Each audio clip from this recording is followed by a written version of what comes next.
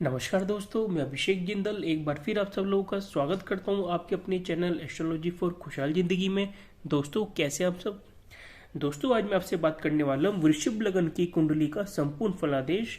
अगर आपकी वृषभ लगन की कुंडली है तो आप अपनी कुंडली में स्वयं देख के जान सकते हैं कि आपके कौन से ग्रह आपकी कुंडली में पॉजिटिव हैं, कौन से ग्रह आपके निगेटिव हैं, कौन से ग्रह आपके योग कारक हैं, कौन से मारक हैं, किस ग्रह का आपको रत्न धारण करना है और किस ग्रह का आपको हमेशा दान करना है, जिससे कि कोई भी इंसान आपको कंफ्यूजन में ना डाल सके।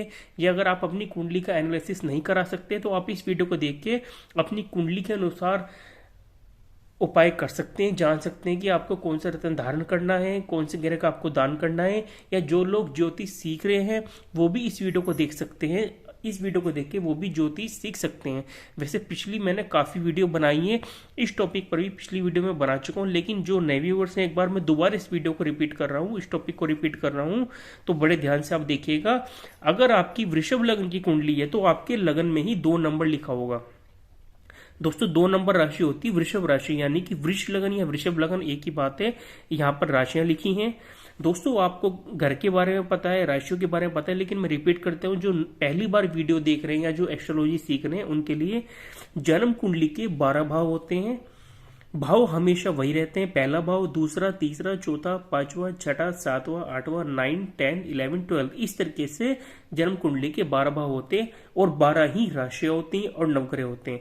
दोस्तों, राशियां बदलती हैं, भाव हमेशा वही रहते हैं। इसे भाव भी बोला जाता है, कुंडली का घर भी बोला जाता है, हाउस भी बोला जाता है इंग्लिश में। तो जैसे यहाँ पे 2 नंबर लिखा है तो इसका मतलब आपका वृषभ राशि यानी कि वृषभ लगन। फॉर एग्जाम्पल यहाँ पे लिखा है 5 नंबर, तो इसका मतलब क्या हुआ, 5 नंबर के स्वामी कौन होते हैं, सूर्य देवता। सिंह राशि 5 नंबर यानी कि सिंह राशि यानी कि सिंह लगन। तो हमने पिछली वीडियो में आपसे बात करी थी मेष लगन की, आज मैं आपसे बात कर रहा हूँ वृषभ लगन की। तो दोस्तों, सबसे पहले समझिएगा राशियों के बारे में। 1 से लेकर 12 तक राशियां होती हैं। पहली राशि, सबसे नंबर 1 राशि जो होती है मंगल देवता की, मेष राशि। मंगल देवता को 2 राशि मिली है ब्रह्मांड में, मेष राशि और 8 नंबर राशि यानी कि वृश्चिक राशि। मेष लगन यानी कि वृश्चिक लगन। शुक्र की 2 राशि होती है, पहली राशि होती है वृषभ राशि, 2 नंबर राशि के स्वामी होते हैं शुक्र देवता वृषभ राशि के, और 7 नंबर राशि, यहाँ पे ये राशियों के नंबर लिखे हैं 1 से 12 तक। 7 नंबर राशि तुला राशि होती है जिसके स्वामी शुक्र देवता होते हैं। तीसरे नंबर पर बुध देवता की जो राशि होती है 3 नंबर मिथुन राशि, और बुध देवता को भी एक राशि प्राप्त है ब्रह्मांड में 6 नंबर राशि यानी कि कन्या राशि जिसके स्वामी होते हैं बुध देवता। इसे हम कन्या लगन या कन्या राशि बोलते हैं। कर्क राशि यानी कि चंद्रमा देवता को सिर्फ एक ही राशि मिली है ब्रह्मांड में 4 नंबर राशि, इसके स्वामी होते हैं चंद्रमा देवता। सूर्य देवता को भी सिर्फ एक ही राशि मिली है, सिंह राशि 5 नंबर राशि। बुध देवता की, शुक्र देवता की, मंगल देवता की हमने ऊपर बात करी है 2-2 राशि की। अब आते हैं 9th पे, 9 नंबर राशि होती है धनु राशि बृहस्पति देवता की। बृहस्पति देवता को भी 2 राशि प्राप्त है, 9 नंबर और 12 नंबर राशि यानी कि बृहस्पति देवता की मीन राशि। फिर बात करते हैं शनि देवता की। शनि देवता को भी 2 राशि प्राप्त है ब्रह्मांड में, 10 नंबर यानी और 11 नंबर। आपकी जन्म कुंडली में 1 से लेकर 12 तक कोई भी नंबर लिखा हो सकता है, जोन सा यहाँ पर नंबर लिखा होगा वही आपका लगन होगा। तो यहाँ पर 2 नंबर लिखा है, 2 नंबर राशि वृष राशि वृषभ राशि जिसके स्वामी है शुक्र देवता। तो आपकी इस लगन कुंडली में जो लगनीय शुभ कुंडली के वो हुए शुक्र देवता। अब दोस्तों, कुंडली के भाव की डेफिनेशन आप समझ लीजिए। जन्म कुंडली के 12 भाव होते हैं, कुछ भाव जन्म कुंडली में पॉजिटिव होते हैं, कुछ भाव में अगर ग्रह आपके बैठते हैं वो निगेटिव होते हैं। जन्म कुंडली का पहला भाव, चौथा भाव, 7वां भाव और 10वां भाव, ये 4 भाव जन्म कुंडली के आपके केंद्र कहलाते हैं। और पहला भाव, पंचम भाव और 9th हाउस 9वां भाव, ये जन्म कुंडली के त्रिकोण है। ये भाव हमेशा आपके शुभ होते हैं। पहला भाव त्रिकोण केंद्र दोनों कहलाता है। पहला, 5वां और 9th हाउस हमेशा आपके शुभ भाव माने जाते हैं और केंद्र के भी आपके चारों भाव शुभ होते हैं। अब बात करते हैं 6ठा भाव, 8वां भाव और 12वां भाव, ये त्रिभाव कहलाते हैं। ये भाव जन्म कुंडली में आपके अच्छे भाव नहीं माने जाते हैं, क्योंकि 6ठा भाव आपके रोग ऋण शत्रु का है, 8वां भाव आपकी आयु का भी है, मृत्यु का भी है, ऑब्स्टेकल्स प्रॉब्लम्स का घर माना जाता है, और 12वां भाव आपके खर्चों का, विदेश यात्रा का भी, अस्पताल के नेसेसरी के एक्सपेंस का, जेल यात्रा का भाव माना जाता है। दोस्तों, तीसरा भाव भी अधिक मेहनत का घर होने की वजह से भी अच्छा भाव नहीं माना जाता। तो 3, 6, 8, 12 भाव में अगर कोई ग्रह बैठा है तो आपको पॉजिटिव फल नहीं देता है। विपरीत राज्यों की कंडीशन होगी, उसकी डेफिनेशन लगे वो मैं आपको आगे बताऊंगा। पहला भाव आपका क्या है, आपका शरीर, आपकी बॉडी, आपका स्वास्थ्य, आपका नेचर, आपका चरित्र पहले भाव से कंसिडर किया जाता है। फोर्थ हाउस आपका आपकी माता का भाव है। आपकी माता, घर, मकान, भूमि, वाहन आपका सुख का भाव है। सप्तम भाव आपकी लाइफ पार्टनर का, आपके स्पाउस का, डेली वेजिस का भाव माना जाता है सेवेंथ हाउस। और टेंथ हाउस आपके कर्म का, आपके प्रोफेशन का, कि आप लाइफ में नौकरी करेंगे, जॉब करेंगे, बिजनेस करेंगे, आपका प्रोफेशन क्या होगा। दूसरा भाव दोस्तों ये भी अच्छा भाव माना जाता है, ये आपका धन का, कुटुंब का, वाणी का भाव है। और 11वां भाव भी आपका अच्छा भाव माना जाता है, ये आपका छोटी मोटी बीमारी का घर भी माना जाता है, लेकिन लाभ का घर इसको माना जाता है। तीसरा, छठा और 11वां भाव आपका उपाच्य भाव माने जाते हैं दोस्तों। इसके अलावा जन्म कुंडली में राशि होती है, कौन से भाव में आपकी कौन सी राशि जाके विराजमान है। अब दोस्तों बात करते हैं आपके पॉजिटिव और निगेटिव प्लैनेट्स की, योग कारक मार्ग ग्रह की। तो सबसे पहले बात करते हैं जन्म कुंडली के जो आपके मालिक हुए वो में शुक्र देवता। शुक्र देवता ने अपनी शत्रुता मित्रता के हिसाब से कुंडली में भाव बांटे हुए हैं।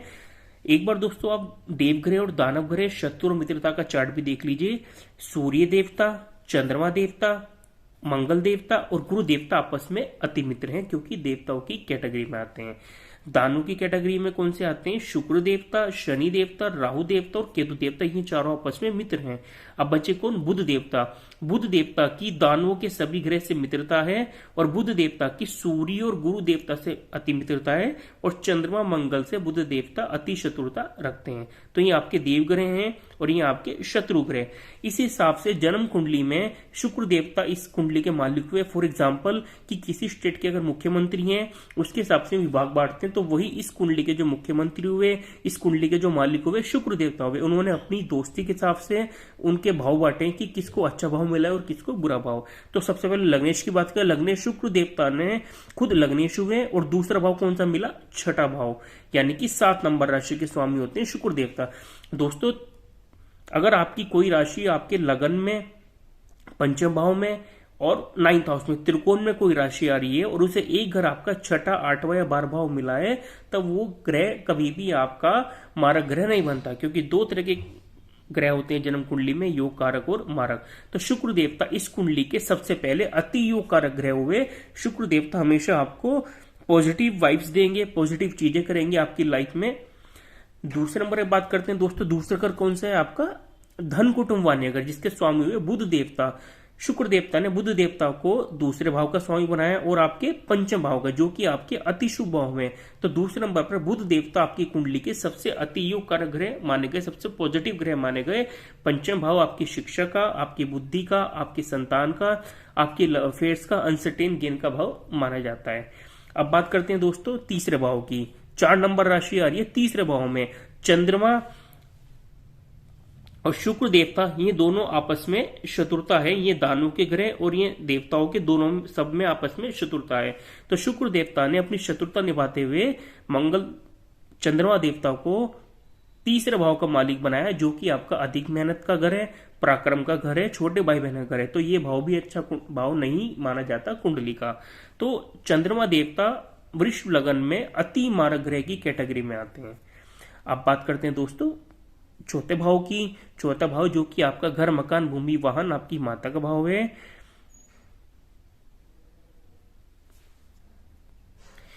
सूर्य देवता वैसे तो शुक्र देवता के शत्रु हैं, लेकिन भाव अच्छा है, क्योंकि केंद्र का भाव है, तो अच्छा भाव होने की वजह से सूर्य देवता इस कुंडली में आपकी योग कारक ग्रह की कैटेगरी में आएंगे, सम ग्रह की कैटेगरी में आएंगे। दोस्तों योग कारक, मारक और सम ग्रह की डेफिनेशन एक बार समझ लीजिए। योग कारक ग्रह वो होता है जो जहां बैठेगा, जहां देखेगा, हमेशा उस घर का अच्छा करेगा, आपकी कुंडली में पॉजिटिव करेगा। और मारक ग्रह की डेफिनेशन क्या है? मारक ग्रह आपका कुंडली में जहां बैठेगा, जहां देखेगा, वहां पे आपकी कुंडली में नुकसान ही करता मिलेगा। सम ग्रह की डेफिनेशन क्या है? सम ग्रह अगर आपके अच्छे भाव में जाके विराजमान है तो आपको अच्छे फल देगा, और बुरे भाव में जाके विराजमान है तो आपको बुरे फल देगा। यही सूर्य देवता आपके तीसरे, छठे, 8वें, 12वें, क्योंकि 4 भाव कुंडली के अच्छे नहीं है, इनमें जाके बैठेंगे तो आपको हमेशा निगेटिव करेंगे, अति मारक ग्रह बन जाएंगे। और यही सूर्य देवता आपके लगन में, चौथे स्थान में, पंचम स्थान में, सप्तम स्थान में, नाइन्थ हाउस में, 11th हाउस में, 12th हाउस में जाके विराजमान होंगे, यही आपको पॉजिटिव करेंगे, यही ग्रह आपका योग कारक बन जाएगा कुंडली का। तो पंचम भाव के स्वामी कौन हुए? सूर्य देवता, जो कि सम की ग्रह की कैटेगरी में आते हैं। ये इनकी प्लेसमेंट तय करेगी आपकी कुंडली में कहां पे जाके विराजमान है, योग कारक हुए या मारक। बात करते हैं दोस्तों पंचम भाव की। पंचम भाव के स्वामी कौन है? बुध देवता की हम बात कर चुके हैं। शुक्र देवता लग्नेश है, इनकी बात हमने कर ली। अब बात करते हैं अष्टम भाव की, माफ कीजिएगा 7th लॉर्ड की, 8 नंबर राशि की, जिसके स्वामी होते हैं मंगल देवता। दोस्तों शुक्र देवता ने मंगल देवता को क्या दिया? 7वें भाव का स्वामी बनाया, जो कि इनके अति शत्रु हैं। दोस्तों अष्टम टू अष्टम, अष्टम टू द्वादश थ्योरी के अनुसार मैंने पिछली वीडियो में बताया था कि जो अष्टम भाव आपकी मृत्यु का भाव है, और अष्टम भाव से जो आपका 12वां भाव है वो सप्तम भाव है। अगर आपके सप्तम भाव का स्वामी लग्नेश का शत्रु है तो आपकी कुंडली में मारक होगा। तो मंगल देवता शुक्र देवता के शत्रु हैं, तो 8वें नंबर की राशि यानी कि सप्तम भाव का स्वामी आपकी कुंडली में मंगल देवता अति मारक ग्रह की कैटेगरी में आएंगे वृषभ लगन में। ये आपकी मैरिज का, डेली वेजिस का, डेली इनकम का, पार्टनरशिप का भाव माना जाता है। बात करते हैं 9 नंबर राशि यानी कि अष्टम भाव की।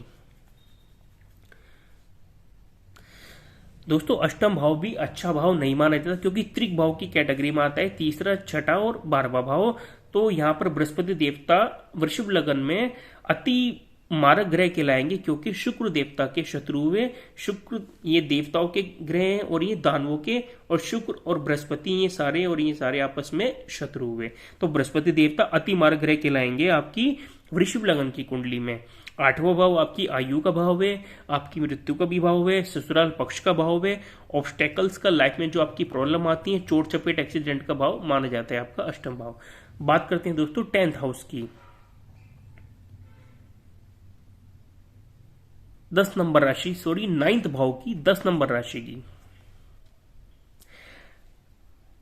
9th हाउस हमेशा, जो कि त्रिकोण के भाव होते हैं आपके, लग्नेश, पंचमेश और नवमेश हमेशा शुभ होते हैं। तो शुक्र देवता और शनि देवता दोनों आपस में अति मित्र हैं। तो शनि देवता तीसरे अति योग कारक ग्रह माने जाते हैं आपकी वृषभ लगन की कुंडली में, जो कि आपके भाग्य का स्थान है, आपके पिता घर भी माना जाता है, आपके धर्म का स्थान माना जाता है। आपका भाग्य आपका कितना साथ देगा, इसका भाव आपका 9th हाउस माना जाता है। तो शनि देवता अति योग कारक हुए। शनि देवता की 2 राशि हैं, एक राशि उनकी त्रिकोण में और एक राशि शनि देवता की 10वें भाव में केंद्र में। बोली शनि देवता को, यहाँ पर शनि देवता आपके कर्म के, आपके प्रोफेशन के, आपकी नौकरी के, जॉब के, बिजनेस के कारक माने जाते हैं शनि देवता। अगर शनि देवता आपकी कुंडली में 9th हाउस में या 10th हाउस में जाके विराजमान है तो आपकी कुंडली में अति शुभ ग्रह माने जाएंगे। बात करते हैं दोस्तों 11वें भाव की। 11वां भाव में कौन सी राशि आ रही है? बृहस्पति देवता की। तो बृहस्पति देवता की हमने बात करी कि बृहस्पति देवता आपकी कुंडली में अति मारक ग्रह कहलाएंगे वृषभ लगन वालों की। 1 नंबर यानी कि 12वां हाउस मंगल देवता की बात कर चुके हैं। तो दोस्तों कौन कौन से आपके योग कारक ग्रह हुए? शुक्र देवता, बुध देवता और शनि देवता वृषभ लगन में अति योग कारक ग्रह कैटेगरी में आते हैं, यानी कि पॉजिटिव ग्रह। और मारक ग्रह की कैटेगरी में मंगल देवता, बृहस्पति देवता और चंद्रमा देवता, यानी कि निगेटिव प्लैनेट्स की कैटेगरी में आते हैं। और सम ग्रह कौन सा है? सूर्य देवता की प्लेसमेंट तय करेगी कि वो योग कारक है या मारक, पॉजिटिव है या निगेटिव। अब दोस्तों ये तो आपने देखा कि आपकी कुंडली में कौन से ग्रह आपके पॉजिटिव हैं, कौन से ग्रह अच्छे हैं, कौन से ग्रह आपके निगेटिव हैं, बुरे हैं। अब आपको डिग्री वाइज कैपेबिलिटी देखनी है कि आपके ग्रह की डिग्री कितनी है। एक घर आपकी कुंडली का 30 डिग्री का होता है, पूरा 12 घर आपकी 360 डिग्री की कुंडली होती है। 0 से 6 डिग्री का जो आपका ग्रह है वो बाल्यावस्था का होता है, जिसके रिजल्ट आपको मिलते हैं 25%। 6 से 12 डिग्री का जो प्लैनेट्स है वो कुमारावस्था का माना जाता है, जिसके फल आपको 50% मिलते हैं, 50%। और 12 से 18 डिग्री का जो ग्रह है वो आपका 100% यानी फुल मैच्योर ग्रह होता है, उसके रिजल्ट आपको 100% मिलते हैं। और 18 से 24 डिग्री का वृद्धावस्था का, जिसके रिजल्ट आपको 50% मिलते हैं। 24 से 30 डिग्री का जो ग्रह आपका मृत अवस्था का, यानी कि बहुत कम रिजल्ट, 25% आपके रिजल्ट वो देता है।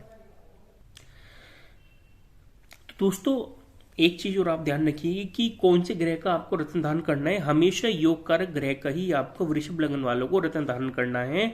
आप शुक्र देवता का, बुध देवता का, शनि देवता का रत्न धारण कर सकते हैं वृषभ लग्न में, लेकिन वो डिग्री वाइज अगर कमजोर होंगे तभी आपको धारण करना है। आपकी डिग्री 12 से 18 डिग्री है तो आपको रत्न कभी भी धारण नहीं करना, वरना आपको और उल्टा नुकसान करेगा। मारक ग्रह का हमेशा दान किया जाता है और सम ग्रह की प्लेसमेंट डिपेंड करेगी वो अच्छे भाव में जाके विराजमान है या बुरे भाव में जाके विराजमान है। तो दोस्तों ये थी एक छोटी सी जानकारी, कोशिश करी मैंने कि मोस्टली चीज़ आपको बता सकूं। अगर आपका वृषभ लगन है तो आप ये वीडियो आपके लिए बहुत इंपॉर्टेंट है। आप बिना स्किप करे पूरी वीडियो देखिए, आप खुद समझ जाएंगे कि आपकी कुंडली में कौन से ग्रह पॉजिटिव हैं, कौन से निगेटिव हैं। और फिर भी दोस्तों अगर आपको कोई कंफ्यूजन है, कोई डाउट है, मुझे कमेंट कर सकते हैं कमेंट बॉक्स से। मैं कोशिश करूंगा कि जल्द से जल्द आपके क्वेश्चन का आंसर देने की। दोस्तों फिर भी एक बार आप रत्न धारण करने से पहले अपनी कुंडली का एनालिसिस जरूर करा लीजिएगा, क्योंकि ग्रह की प्लेसमेंट डिपेंड करती है कि आपकी कुंडली में अगर योग कारक ग्रह आपका 6, 8, 12 में जाके विराजमान हुआ तो यही योग कारक ग्रह आपका अति मारक ग्रह बन जाएगा। और भी दोस्तों बहुत सारी कंडीशन अप्लाई होती है। ये ज्योतिष जो है भंडार है, आप जितना सीखेंगे, जितना समझेंगे उतना आपके लिए कम है। विपरीत राज्यों की कंडीशन भी लगाई होती है। विपरीत राज्यों क्या होता है कि 6, 8, 12 का स्वामी आपके 6, 8, 12 में जाके अगर विराजमान है कुंडली में, तब वो अच्छे फल देने में आपको सक्षम होगा, लेकिन कंडीशन है कि लग्नेश आपके अच्छे भाव में विराजमान हो, डिग्री वाइज कैपेबल हो। तो दोस्तों बहुत सारी चीजें होती हैं कुंडली में देखने की, लेकिन ये बेसिक चीजें जो मैंने आपको आज बताई, आप अपनी कुंडली खोलिए, आपके घर परिवार में आपकी कुंडली वृषभ लगन की है तो आप खुद जान सकते हैं अपनी कुंडली को देख के। तो चलिए दोस्तों मिलते हैं अपनी अगली वीडियो में मिथुन लगन की कुंडली का संपूर्ण फलादेश लेकर। मेष लगन की मैंने पिछली वीडियो बना चुका हूं, वृषभ लगन की हमने आज बात करी है। नेक्स्ट वीडियो में आपसे बात करेंगे मिथुन लगन की। दोस्तों अगर आपको वीडियो अच्छी लगे तो वीडियो को लाइक कीजिएगा और अपने फ्रेंड फैमिली ग्रुप में शेयर कर दीजिएगा। और जो लोग पहली बार मेरे चैनल पर आए हैं, मेरे चैनल को सब्सक्राइब कर दीजिए, साथ में बेल आइकन को भी प्रेस कर दीजिए, जिससे कि मैं कोई भी वीडियो अपलोड करूं उसका नोटिफिकेशन सबसे पहले आपको पहुंच सके और आप उसका लाभ उठा सकें। तो चलिए दोस्तों मिलते हैं अपनी अगली वीडियो में, तब तक के लिए नमस्कार, आपका दिन शुभ।